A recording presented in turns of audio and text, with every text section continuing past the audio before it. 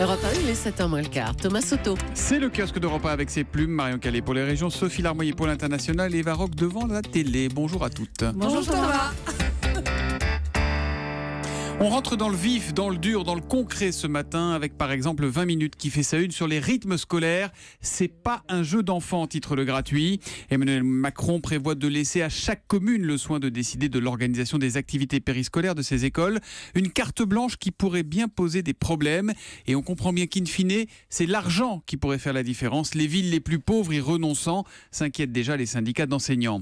Libération de son côté a listé les points de friction qui ne devraient pas manquer au sein du nouveau gouvernement. Va y avoir du sport, annonce le quotidien, entre Hulot et Le Drian sur Notre-Dame-des-Landes, entre Macron et ce même Hulot sur le CETA, ce sera marché contre environnement, entre Macron et Bruno Le Maire sur la hausse de la CSG, entre Macron et Jean-Yves Le Drian sur le cumul des mandats, ce dernier contraint cette fois de lâcher la présidence de sa région Bretagne, entre François Bayrou et Édouard Philippe sur la transparence et la moralisation de la vie publique. Du coup, Libé annonce en une des clashs en stock à l'Elysée. Le Figaro de son côté nous raconte comment Macron impose des règles strictes à ses ministres, règles basées sur 3 mots, solidarité, confidentialité et collégialité. Quand l'humanité s'inquiète du projet Macron pour étouffer le Parlement, il veut raccourcir le temps législatif, éviter les navettes. C'est, dit l'UMA, une véritable confiscation du pouvoir parlementaire. Si vous en voulez encore, vous lirez CNews Matin, Nicolas Hulot, le label vert, ou encore l'opinion législative, la bataille est lancée. Il fut en politique, mais ce temps paraît bien loin. On parle à présent de Bernard Tapie. Il fait la une d'aujourd'hui en France et maintenant il doit payer. Fumasse sur le dessin de rançon, Tapie hurle à Emmanuel Macron et Édouard Philippe.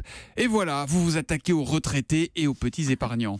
Et puis, figurez-vous qu'il y a Macron en une de l'équipe ce matin. Vous imaginez ? Et ça fait plusieurs jours que ça dure, parce que Macron, c'est aussi une marque de vêtements pour les sportifs qui, curieusement, depuis quelque temps, a décidé de faire beaucoup de pubs. Il y a des homonymies qui sont parfois bien utiles. Marion Calais, 3-1 dans la presse quotidienne régionale. Question après sa nomination au gouvernement. Qui va remplacer Gérard Collomb à la mairie et à la métropole de Lyon ? Le Progrès s'interroge alors que l'intéressé, qui veut avoir son mot à dire, n'entend pas quitter ses fonctions locales avant les législatives. L'espoir dans la presse en région alors que se joue ce soir la dernière journée de la Ligue 2. Et maintenant, ça peut le faire, titre le Courrier Picard, qui espère voir Amiens accéder à l'élite alors que Libération Champagne assure que 3 vise la montée directe face à Sochaux ce soir. Et puis l'invitation de la Dépêche du Midi ce matin, venez passer la nuit au musée, titre le journal. Et oui, demain soir, portes ouvertes dans toute la France, mais aussi à Toulouse et en Haute-Garonne pour découvrir l'art sous un autre jour. L'histoire du jour nous emmène non pas à Toulouse en Haute-Garonne, mais à Cannes dans les Alpes-Maritimes pour la dernière séance en quelque sorte. Oui, en tout cas celle du chef projectionniste du Palais des Festivals. Cette 70e édition, ce sera sa dernière. 34 ans passés dans les entrailles du Palais sur la Croisette. Eric Falcon se souvient dans l'édition locale de 20 minutes de cette fois où Clint Eastwood est venu prendre un verre en 2008 pour l'anniversaire d'un collègue. En règle générale, les Américains sont très cool, dit celui qui, à 63 ans, a vu passer toute une génération de monstres sacrés du cinéma. Il a vu aussi le milieu évoluer. Les projections, confie-t-il, ont perdu un peu de magie avec l'arrivée du numérique. Les disques durs ont remplacé les pellicules. Il n'y a plus la bande qui tourne. Exactement. Tout ça, L'an dernier, un seul réalisateur, Xavier Dolan, était venu avec une pellicule. Mais l'important, dit le projectionniste, c'est les films et ceux qui les font. Et au passage, Eric Falcon, dans 20 minutes, fait passer un petit message. J'aimerais bien croiser le président du jury de cette 70e édition. Voilà, Pedro Almodovar est prévenu. On va faire passer le message à Bruno Kras et à Mathieu Charrier, nos envoyés spéciaux, qu'on retrouvera d'ailleurs tout à l'heure pour le journal du festival. Ce sera juste avant Nicolas Canteloup. Sophie Larmoyer, on découvre avec vous une interview surprenante dans le quotidien néerlandais de Telegraph, celle du roi des Pays-Bas qui fait des révélations sur un pan de sa vie qui était resté complètement secret. Une double vie, disons-le, carrément. Figurez-vous que le roi Willem-Alexander joue les pilotes de ligne pour KLM, totalement incognito, et ça depuis 21 ans. Environ 2 fois par mois. Vous imaginez ? Pilote de ligne. Absolument. Pour le grand public. Mesdames, messieurs, c'est votre copilote qui vous parle. Il fait beau, notre vol va durer 1 heure, etc. Et en fait, c'est le roi qui vous parle. Évidemment, il ne donnait jamais son nom. Il pense que certains passagers parfois reconnaissaient sa voix. En revanche, il n'a jamais été démasqué à l'aéroport d'Amsterdam avec son uniforme et sa casquette KLM. Mais il sait y faire, le roi ? Il est pilote ? Ah oui, quand même. Ancien pilote de chasse quand il était jeune. Les Hollandais savaient que de temps en temps, il était pilote invité sur certains vols pour préserver la validité de sa licence. mais personne ne se doutait de cette récurrence, 2 fois par mois sur des vols commerciaux depuis 21 ans, toujours comme copilote. Et il n'a pas arrêté quand il est monté sur le trône en 2013, après que sa mère, la reine Béatrix, a abdiqué. En ce moment, il est en formation parce que KLM met au rebut ses appareils Fokker 70 et adopte des Boeing 737. Et le roi de Hollande doit se mettre à la page. C'est sympathique de se faire ça, de se dire qu'il a fait ça dans l'anonymat depuis tant d'années. Qu'est-ce qui l'a motivé en fait? La passion, j'imagine? Exactement. Il adore ça, voler. Et puis, et c'est le titre de cette interview donnée à De Télégraphe, les problèmes ne vous suivent pas là-haut. Il a 50 ans, donc il 3 refuse filles. de se poser en fait. C'est ça.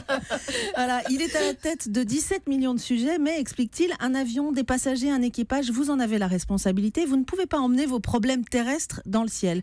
Donc vous pouvez vous désengager complètement et vous concentrer sur autre chose. Il trouve ça très relaxant. Ce roi est réputé proche des gens. Il est très populaire, comme l'était sa mère. Il y a 3 semaines, par exemple, pour ses 50 ans, il a invité au palais 150 personnes nées un 27 avril, comme lui. Il est marrant, ce mec. Voilà. Et le fait, c'est vrai, de savoir qu'il a besoin de temps en temps de mettre la tête dans les nuages le rend fort sympathique, ce roi des Pays-Bas. Mais oui, c'est étonnant. génial. Aux dernières nouvelles, il paraît que la reine Elisabeth pilote pour British Airways. Bonne chance. On regarde la télé ce soir à 21h sur C8 et ça va être sympathique. C'est la télé de Lucchini, Eva Oui, Rock. vous prenez les meilleurs moments de Fabrice Lucchini à la télé et en radio. Vous y ajoutez quelques commentaires de la part des animateurs qui le connaissent bien, qui l'ont reçu plusieurs fois sur les plateaux. Et vous obtenez ce programme qui est à l'image du comédien, démentiel. Quand il parle de sexe, de théâtre, de télé ou de politique, c'est démentiel. Écoutez bien, on est en 2013, 20h de France 2 et il est face à David Pujadas. Je voulais vraiment vous dire une chose, David. Je vous le dis honnêtement. France 2 doit être fière de vous. Vous faites un journal admirable. Et je sais que France 2 traverse des grandes intempéries. Et je voudrais qu'ils comprennent que quand je serai à ce poste de directeur de France 2, tout le monde sera rassuré. Car je veux fédérer ensemble. Voilà, c'était en si le mari de 2013. Delphine Ernotte peut baisser le son de la radio pendant quelques minutes.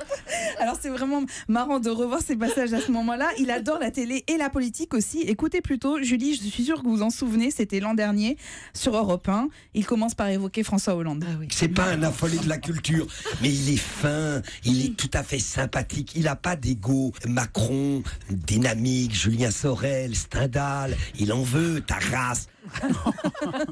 Et il est Je pense complètement que Julie- amoureux de Caroline Roux, qui l'a Ah oui, interviewé ce jour-là. complètement. Et qui intervient dans le documentaire et qui explique comment il faut gérer Fabrice Lucchini sur un plateau. Alors oui, il fait le show, il est exubérant, mais il y a quelque chose chez lui de très touchant, puis une sincérité qui est quand même doublée d'une érudition qui force le respect. Et puis il a le sens de la répartie, évidemment. Question d'Alessandra Sublet lors d'un C'est à vous et réponse au tac au tac. Si vous aviez eu la chance de croiser Sigmund Freud, vous lui aurez dit quoi? Comment ça va avec ta mère? Alors dis-moi.